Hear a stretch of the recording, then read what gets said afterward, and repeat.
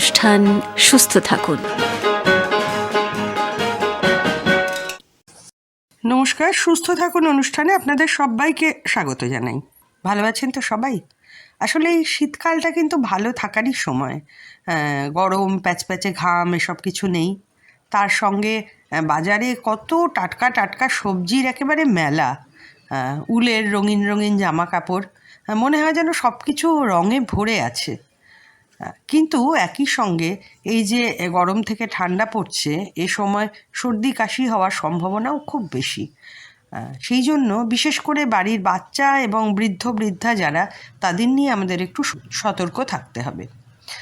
যখন দুপুরবেলা বেশ রোদ আছে, তখন যেমন কোনো উলের বা গরম কাপড় জামা পরাবেন না, তাতে ঘাম হয়ে সর্দি কাশি বসে যাওয়ার সম্ভাবনা থাকে। ঠিক তেমনি ভোরবেলা বা সন্ধেবেলায় একটু সতর্কতা নেবেন, একটু হালকা গরম জামা পরাবেন। এই সময়ে যা টাটকা শাকসবজি সেগুলো খাওয়াবেন। জানবেন যে প্রকৃতিতে যে সময় যা হয় সেগুলো আমাদের স্বাভাবিকভাবেই কিছু অসুখ বিসুখ প্রতিরোধ করে। যেমন ধরুন লেবু মানে সাধারণ পাতি লেবু, কমলা লেবু, মুসাম্বি লেবু এই সময় প্রচুর পরিমাণে ওঠে, এগুলো খাওয়াবেন। বাজারে দেখবেন প্রচুর আমলকি এবং দামও যথেষ্ট কম। এই আমলকি চেষ্টা করবেন একটা করে অন্তত রোজ খাওয়াতে, কিছুটা করে, একটা করে গোটা না হলেও কিছুটা করে খাওয়াবার চেষ্টা করবেন। এগুলো এক ধরনের প্রতিরোধ তৈরি করে। মধু যারা খেতে পারেন, যারা ডায়াবেটিসের পেশেন্ট নন, তারা যদি 1 চামচ করে মধু খান, সেটাও যথেষ্ট উপকারী। কিন্তু আজকে আমরা একদমই একটা অন্য বিষয় নিয়ে আলোচনা করব। সেটা হচ্ছে আজকে 1 December. 1 December world AIDS day. AIDS শুনলেই আগে আমাদের একটা ভয়াবহ অনুভূতি হতো। কোনো এইডসের রুগীকে আমরা এমনভাবে দেখতাম যেন তারা অন্য কোনো গ্রহ থেকে এসেছে। তাদের সঙ্গে একসঙ্গে থাকা তো দূরের কথা, তাদের একেবারে সমাজের বাইরে বের করে দেওয়া হতো। ধোপানাপিঠ প্রায় বন্ধ হয়ে যাওয়ার জোগাড়। কেউ তাদের সঙ্গে মিশতো না, কথা বলতো না, কাজ দিয়ে যেত না। মনে হতো এরকম করলে বুঝি তারও এইডস হয়ে যাবে। এই কুসংস্কারগুলো এখন অনেকটা কমেছে এবং প্রত্যেক বছর যে 1 ডিসেম্বর এই দিনটা পালন করা হয় একটা নির্দিষ্ট থিম রেখে, এবং তার সঙ্গে সঙ্গে যেটা তৈরি করা হয় সেটা হচ্ছে যে সচেতনতা, এইডস অসুখটা সম্পর্কে সচেতনতা। আজকে আমরা এই বিষয় নিয়েই কথা বলছি। অত্যন্ত গুরুত্বপূর্ণ এই সাক্ষাৎকার আমাদের অনেক ভ্রান্ত ধারণা দূর হয়ে যেতে সাহায্য করবে। আচ্ছা, আমরা জানি যে 1 ডিসেম্বর সেটা হচ্ছে ওয়ার্ল্ড এইডস ডে। তো এর পরিপ্রেক্ষিতে আমাদের দেশে, বিশেষ করে আমাদের রাজ্যে, এই বিষয়টি কিভাবে আলোচনা করা হচ্ছে এবং এবারে থিমটা কি? প্রত্যেক বাড়িতে একটা না একটা থিম থাকে, সেটা সম্পর্কে আপনি একটু বলুন। আমার নাম ডক্টর অনিন্দ সেন। আমি এইচআইভি সেক্টরে অনেকদিন বিভিন্ন স্তরে কাজ করেছি, একেবারে ফিল্ডে, টার্গেটেড ইন্টারভেনশন থেকে এআরটি সেন্টার হয়ে ন্যাকোর ন্যাশনাল লেভেল ফাংশনারি, অনেক জায়গাতে আমি 10 বছর মতো সময় এখানে এইচআইভি নিয়ে কাজ করেছি। ফলে প্রতি বছর যে এইচআইভি নিয়ে ওয়ার্ল্ড এইডস ডে একটা পালন করা হয়, সেটা আজকে 37তম বছরে পড়েছে। সেটা 2024-এর 1 ডিসেম্বর সেটা 37তম ওয়ার্ল্ড এইডস ডে হতে চলেছে। এবং এইবার থিমটা হচ্ছে take the rights path, my health my right.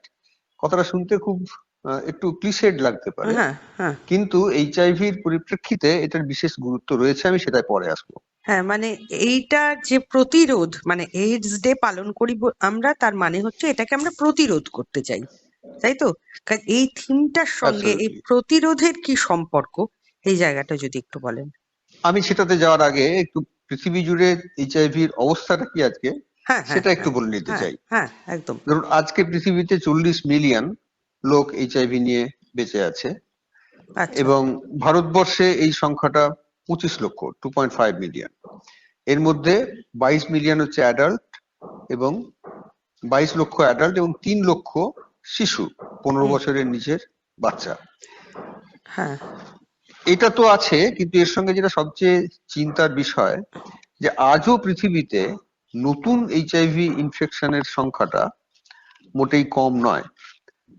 আজকে গোটা পৃথিবীর কথা যদি ভাবি তাহলে হ্যাঁ 1.3 মিলিয়ন নিউ ইনফেকশন হয় প্রত্যেক বছরে, এবং ভারতবর্ষে যদি ভাবি তাহলে সেটা প্রায় 70,000 নতুন ইনফেকশন আজও ভারতবর্ষে হয়ে চলেছে। তো এটা তো তাহলে খুব মারাত্মক বিষয়।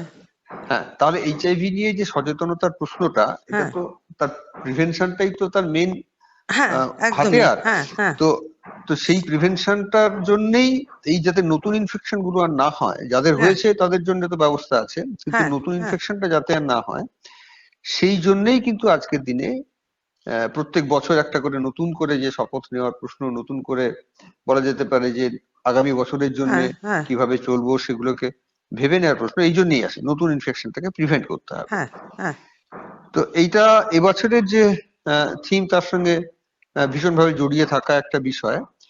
আজকে তো আমরা বলতে পারা যায় যে এইচআইভি ইনফেকশনের একটা শেষ দেখতে পাচ্ছি, এবং সেই শেষটা এরকম যে একটা বলা হচ্ছে যে হ্যাঁ 2030-এর মধ্যে একটা এন্ড অফ এপিডেমিকের টার্গেট করা হচ্ছে, যে এর মধ্যে একটা এপিডেমিকটা টার্গেট করা, আচ্ছা তো হ্যাঁ এ শেষ করে দেওয়া যেতে পারে। তার হ্যাঁ জন্য যে ইন্টারিম যে টার্গেট গুলো করা হয় হ্যাঁ সেটা হচ্ছে একটা 95 95 95 এর কথা বলা হয়। অর্থাৎ যত এটা লোকের কি? হ্যাঁ, হ্যাঁ 95 মানে হচ্ছে যত এস্টিমেটেড লোকের এইচআইভি আছে বলে ধরে নেওয়া হচ্ছে, হ্যাঁ হ্যাঁ তার মধ্যে 95% লোককে জানতে হবে যে তাদের এইচআইভি আছে। আচ্ছা অর্থাৎ 95% of the estimate must know their status. আচ্ছা দুই হ্যাঁ দু নম্বর হচ্ছে 95% অফ দোজ যারা জানতে পারলো যে আমাদের স্টেটাসটা এইচআইভি পজিটিভ, হ্যাঁ হ্যাঁ তাদের 95% কে এআরটি খেতে হবে। অর্থাৎ যে হাইলি অ্যাক্টিভ অ্যান্টিরেট্রোভাইরাল থেরাপি আজকে চালু আছে হ্যাঁ সেইটা হ্যাঁ তাদেরকে খেতে হবে, অর্থাৎ তাদেরকে খাওয়াতে হবে।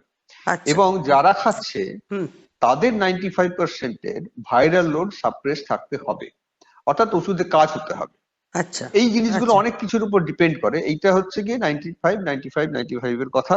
হ্যাঁ হ্যাঁ সেই অবস্থায় যদি সেটা যদি ভাবতে হয় হ্যাঁ তাহলে কিন্তু ভারতবর্ষ মোটেই খুব কমফোর্টেবল জায়গাতে দাঁড়িয়ে নেই।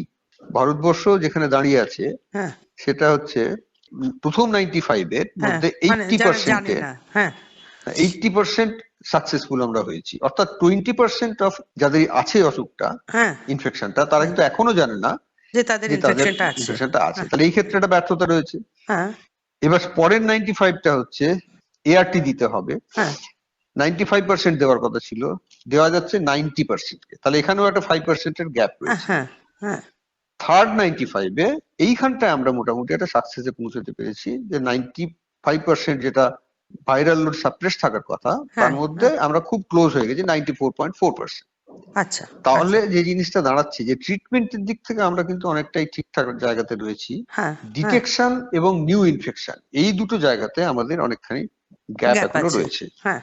তো এই যে এত অ্যাওয়ারনেস প্রোগ্রাম হচ্ছে এইডস নিয়ে, আপনি বলছেন যে 37তম বছরে পড়লো, তাতে অ্যাওয়ারনেস কি বাড়েনি? অন্তত মানে যতটা বাড়ার কথা ছিল অতটা বাড়েনি, তাই তো? দেখুন, এইচআইভি প্রিভেনশনের হুম যে প্যারামিটার গুলো আমরা দাঁড় করাই, তাতে ধরুন হ্যাঁ প্রতিষ্ঠানকে, সরকারকে অনেকগুলো কাজ করতে হয়। সরকারকে যেমন ধরুন এসটিআই ট্রিটমেন্টের ব্যবস্থা করে দিতে হয় একেবারে ফিল্ড লেভেলে। আচ্ছা অন্যান্য সেক্সুয়ালি ট্রান্সমিটেড ইনফেকশন যদি প্রিভেন্ট করা যায়, যদি হ্যাঁ সেটাকে ট্রিটমেন্ট করে দেওয়া যায়, তাহলে এইচআইভি ইনফেকশনের সম্ভাবনা কমে। গভর্নমেন্টকে সেটা করতে হয় এবং গভর্নমেন্ট সেটা করছে। হ্যাঁ গভর্নমেন্টকে তার ব্লাড ট্রান্সফিউশনের ব্লাড সেফটিটা 100% করতে হয়। এই ব্লাড সেফটি 100% করা যায় না, একটা অন্য টেকনিক্যাল কারণ আছে, উইন্ডো পিরিয়ডের কারণে। হ্যাঁ কিন্তু যতটা করা সম্ভব গভর্নমেন্ট সম্ভবত সেটা করছে। হ্যাঁ এছাড়া এইচআইভি যাদের হচ্ছে তাদের ট্রিটমেন্টের জন্য বিভিন্ন প্রচুর এআরটি সেন্টার তৈরি করা হয়েছে, ওষুধের সাপ্লাই ঠিকঠাক আছে, হ্যাঁ, thanks to our indigenous pharmaceutical company Cipla, হ্যাঁ র্যান্ড্রাক্স ইত্যাদি। হ্যাঁ তার জন্য ওষুধের সাপ্লাইটা স্ট্রিমলাইন হয়েছে, দামও অত হ্যাঁ বেশি নয়। হ্যাঁ তার ফলে সেগুলো করা যাচ্ছে। কিন্তু প্রশ্ন হচ্ছে যে সেফ সেক্স এবং সেফ সেক্সুয়াল হ্যাবিটস, সেফ হ্যাঁ সেফ হ্যাঁ অন্যান্য হ্যাবিটস, হ্যাঁ সেইখানটায় হচ্ছে গিয়ে চেতনার প্রশ্ন। এবং এই সেফ সেক্সটা এনশিওর করতে গেলে হ্যাঁ করবে কারা? যারা সেক্স যারা ওয়ার্কার তারা, হ্যাঁ যারা সেক্স যারা সেক্সে পার্টিসিপেট করছে হ্যাঁ তারা। হ্যাঁ এটা তো একটা হাজব্যান্ড ওয়াইফের সেক্সের কথা হচ্ছে না, এটা হ্যাঁ হচ্ছে হ্যাঁ কমার্শিয়াল সেক্সের কথা। কমার্শিয়াল সেক্স, হ্যাঁ তাহলে কমার্শিয়াল সেক্সটা তো দু রকমের হয়, একটা হচ্ছে যে হেটেরোসেক্সুয়াল রিলেশনশিপ, হ্যাঁ আর একটা হোমোসেক্সুয়াল হ্যাঁ রিলেশনশিপ হয়। হ্যাঁ এছাড়াও আর একটা সেফ হ্যাবিটের প্রশ্ন আছে। তা এখানে যারা রেসিপিয়েন্ট, যারা পয়সার জন্য কাজটা করছে, হ্যাঁ হ্যাঁ তারা যদি এখানে সেফ সেক্সটা এনফোর্স করতে চায়, সেইখানেই গিয়ে সমস্যা হয়। যারা পয়সা দিচ্ছে হ্যাঁ তাদের ধারণা যে সেফ সেক্স মানে কন্ডোম ইউজ করলে সেক্সে আনন্দটা কম হয়, এটা তাদের ধারণা, এটা আহ, বদ্ধমূল ধারণা। এইখানটা তারা কম্প্রোমাইজ করতে চায় না। এবং যারা এই জায়গাতে সেক্স বিক্রি করছে হ্যাঁ তারা এটা এনফোর্স করতে পারে না যে কন্ডোম ব্যবহার না করলে আমি তোমার সঙ্গে নেই, অর্থাৎ আমি তোমার সঙ্গে এই বিজনেস ট্রানজাকশনে যাব না যদি তুমি কন্ডোম ব্যবহার না করো।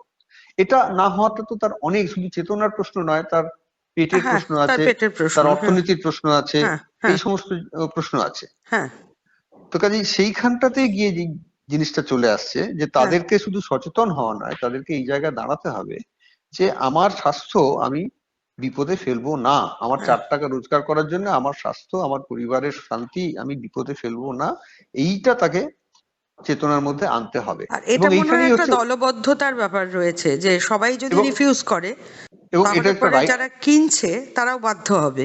তারা বিপদে পড়বে, তারা বাধ্য হবে। এই জায়গাটা হচ্ছে অধিকারের প্রশ্ন, হ্যাঁ যে এইটা স্বাস্থ্য আমার অধিকার, আমার স্বাস্থ্য আমার অধিকার, আমাকে নিশ্চয়ই আমার পেট চালানোর জন্য হয়তো সাময়িকভাবে এই সমস্ত সেক্সুয়াল কাজ করতে হচ্ছে, হ্যাঁ হ্যাঁ কিন্তু স্বাস্থ্যকে কম্প্রোমাইজ করে নয়, আমি আমার অধিকারে বলবৎ থাকবো, দৃঢ় থাকবো। এইখানেই বোধহয় বলা যেতে পারে যে 37তম ওয়ার্ল্ড এইডস ডে যে ক্ল্যারিয়ন কল, হ্যাঁ সেখানে যে রাইটস এর কোশ্চেনটাকে আনা হয়েছে, আমার মনে হয় এইচআইভি পরিপ্রেক্ষিতে এইটাকে মাথায় রেখেই আনা হয়েছে। আচ্ছা আচ্ছা হ্যাঁ। তাহলে সামনের মানে প্রত্যেক বছরই তো একটা গোল নির্দিষ্ট থাকে, যে এবছর আমার লক্ষ্য কি এবং সেটা আমি কিভাবে অ্যাচিভ করব, সেটা কিভাবে আমি মানে পেতে পারি আর কি, সেই রাস্তাগুলো কি কি, সেক্ষেত্রে কি কি আপনি কর্মসূচি। দেখুন, কর্মসূচি তো এক ধরনের কর্মসূচি তো চলছেই হ্যাঁ কন্টিনিউয়াসলি। যেমন আমি হ্যাঁ বললাম যে এই যে টার্গেটেড ইন্টারভেনশন প্রোগ্রাম গুলো, এই হ্যাঁ টার্গেটেড হ্যাঁ ইন্টারভেনশন প্রোগ্রাম গুলো তো চলছে, যেগুলোতে স্পেসিফিক যে রিস্ক গ্রুপ গুলো আছে সেই হুম রিস্ক গ্রুপ হুম গুলোকে অ্যাড্রেস করা হয়।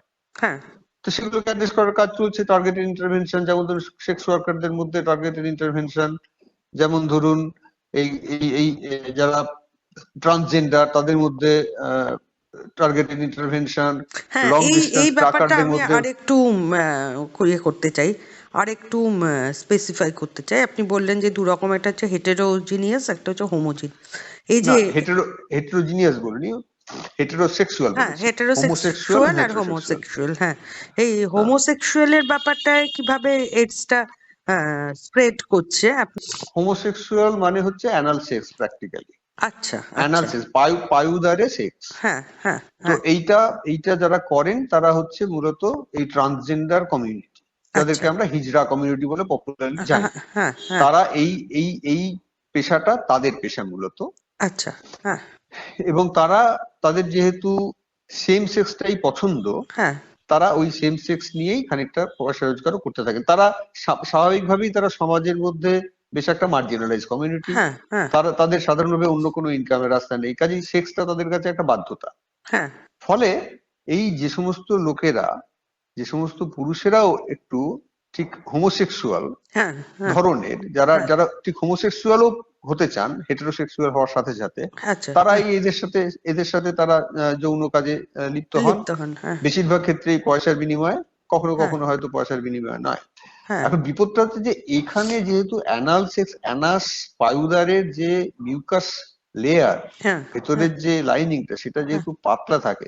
দেখুন, ভ্যাজাইনের মধ্যে যে মিউকাস লেয়ার সেটা যৌনতার জন্যই তৈরি, এবং সেটা যৌনতা আর সাথে সাথে, যৌন ক্রিয়ার সাথে সাথে সেটা লম্বা হয়, সেটা অনেক বেশি এক্সপ্যান্ড করতে হ্যাঁ পারে। কিন্তু হ্যাঁ পায়ুদারের ক্ষেত্রে সেটা নয়, সেটা হ্যাঁ অনেক স্টিফ এবং সেটা অনেক পাতলা, ফলে সেখানে বিপদ হওয়ার সম্ভাবনা, ছড়ে যাওয়ার সম্ভাবনা, রক্তপাতের সম্ভাবনা অনেক অনেক বেশি। বেশি থাকে, হ্যাঁ এবং সেক্ষেত্রে শুধু রক্তপাত কেন, যদি সেখানে ওই বীর্যপাত, সেই যে লোকটির হচ্ছে হ্যাঁ তার যদি এইচআইভি থাকে, তাহলে রেসিপিয়েন্টের, তার কিন্তু ইনফেকশনের সম্ভাবনা অনেক বেশি বেড়ে যায় আচ্ছা আচ্ছা অন্যদের হ্যাঁ তুলনায়। হ্যাঁ হ্যাঁ এবং এই কমিউনিটিটার বিপদ হচ্ছে যে এই কমিউনিটিটা অনেকাংশে হিডেন কমিউনিটি, এটাকে খুঁজে পাওয়া মুশকিল। হ্যাঁ হ্যাঁ হ্যাঁ যদিও এখন রাস্তার ধারে, রাস্তার মোড়ে তারা পয়সা তোলেন, হ্যাঁ একভাবে তাদেরকে দেখতে পাওয়া যায়, কিন্তু হ্যাঁ তাদেরকে সংগঠিত করে একটা জায়গাতে একটা চেতনায় নিয়ে আসা, এক ধরনের কাজের মধ্যে নিয়ে আসা খুবই কঠিন কাজ।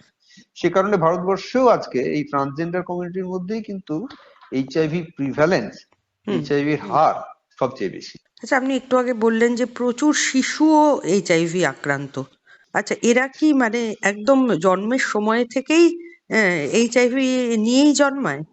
শিশুদের আক্রান্ত হওয়াটা মূলত দুভাবে, একটা হচ্ছে মায়ের থেকে, যেটাকে বলে ভার্টিক্যাল ট্রান্সমিশন, হ্যাঁ। আর একটা হচ্ছে গিয়ে ব্লাড ট্রান্সফিউশনের কারণে। আজকেও আচ্ছা। আমাদের দেশে আজও পর্যন্ত থ্যালাসিমিয়া হওয়ার বাচ্চার সংখ্যা প্রচুর। হ্যাঁ। এই যে হ্যাঁ। থ্যালাসিমিয়া বা অন্যান্য আরো কয়েকটা ব্লাড রিলেটেড ক্রনিক প্রবলেম আছে, হ্যাঁ। যেগুলোর জন্য হ্যাঁ। বারবার রক্ত নিতে হয়, ব্লাড হ্যাঁ। ট্রান্সফিউশন নিতে হয়। হ্যাঁ। হ্যাঁ।